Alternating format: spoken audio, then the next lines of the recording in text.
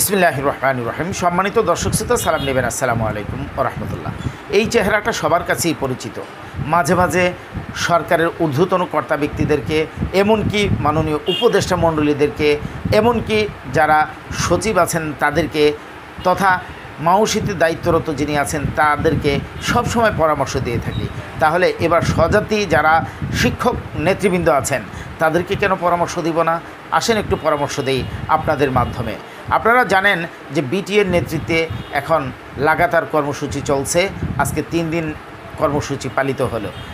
এখন সর্বোচ্চ উপস্থিতি এবং সকল সংগঠনের অধিকাংশ সংগঠনগুলোকে যদি বিটিএ কাছে টেনে নিতে পারে এবং সর্বোচ্চ উপস্থিতি দিয়ে যদি বাংলাদেশে বর্তমানে যার নেতৃত্বে দেশ পরিচালিত হচ্ছে মাননীয় প্রধান উপদেষ্টার সাথে যদি সাক্ষাতের ব্যবস্থা করা যেতে পারে, তাহলেই আমাদের সর্বোচ্চ দাবি জাতীয়করণ তথা সকল বৈষম্যের অবসান ঘটানো সম্ভব। কিন্তু তা করতে হলে বিগত বছরগুলোতে যারা পরীক্ষিত কূটনৈতিক দৌড়ঝাঁপ এবং বছরব্যাপী আন্দোলন, ঘুমন্ত সংগঠন নয়, তাদেরকে বাদ দিয়ে কি সম্ভব? কখনোই সম্ভব না।